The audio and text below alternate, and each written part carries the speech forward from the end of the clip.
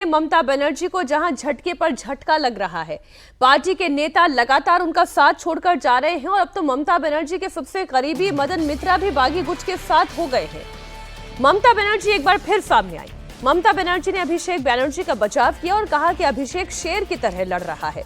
उन्होंने ये भी कहा कि जिसे पार्टी छोड़कर जाना है जाए। उन्होंने 2006 में पार्टी खड़ी की थी और 26 में भी पार्टी को फिर खड़ा कर सकती हैं। एक छोटा सा बयान उनका सुने। ভয় পেয়ে না তো আপনার ছেলেকে অ্যারেস্ট করবো, আপনার মেয়েকে অ্যারেস্ট করবো, আপনার পরিবারকে অ্যারেস্ট করবো। যেমন একজন আজও চলে গেছে, আমার কোনো দুঃখ নেই, কারণ সে আমায় কালকেই মেসেজ দিয়ে বলেছিল যে আমার পরিবারের সকলকে সামন দিয়েছে ইডি। তখনই আমি বুঝে গেছিলাম, তখনই তার কোনো পজিশন ছিল না, কারণ পজিশন তখনই আমরা তাকে সরিয়ে দিয়েছিলাম সব ক্ষমতা থেকে। কাজে মিথ্যে কথা বলে চাতুরি করার কেউ চেষ্টা করবেন না। যাদের যেতে হয় যান, যা পড়ে থাকবে সেটাই আমার সোনার খনি। আমি 2004-এ একা থাকলে যদি নতুন করে শুরু করতে পারি, 1997-তে যদি নতুন করে শুরু করতে পারি, 2026-এও নতুন করে শুরু করার ক্ষমতা রাখি। लेकिन ममता बनर्जी आत्ममंथन नहीं कर रही हैं। 2004-06 में जब उन्होंने ये अकेले लड़ाई शुरू की थी तब मदन मित्रा उनके साथ थे।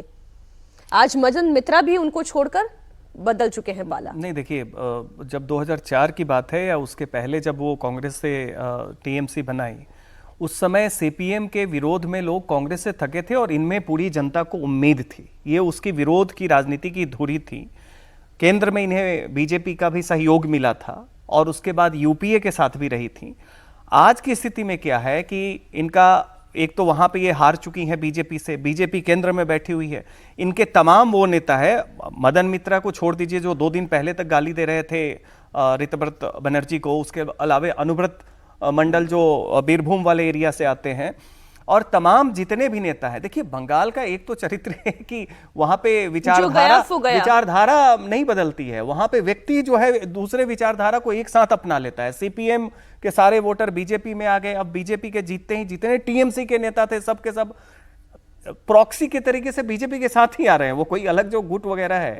तो वैसी स्थिति में ममता, एक तो इनकी उम्र हो चुकी है जी, ये मान नहीं रही है। दूसरी इनकी सबसे बड़ी दुविधा देखिए, अभी भी अभिषेक बनर्जी को नफरत की धुरी जो है वो अभिषेक बनर्जी है। उनके आने के बाद टीएमसी का अवसान बहुत तेजी से 2018 के बाद शुरू होता है, जब उन्होंने मोनोपोलाइज किया, सब कुछ किया। जो भी पुराने नेता थे उनको साइडलाइन किया। उसको कह रहे हैं कि शेर की, एक तो बंगाल में अगर आपको उपमा देना है तो आप कहिए बाघ की तरह लड़ रहा है। वहां रॉयल बंगाल टाइगर है, लायन का उपमा गुजरात में चलता है। तो इनका वो जो एक प्रदेश में किस चीज का आपको एग्जाम्पल देना चाहिए, उपमा देना चाहिए, उसमें भी अब ये दिखा रहा है कि अब इनकी वो पकड़ नहीं है और ये एहसास नहीं करें कि समय बहुत बलवान होता है। आपका समय जा चुका है।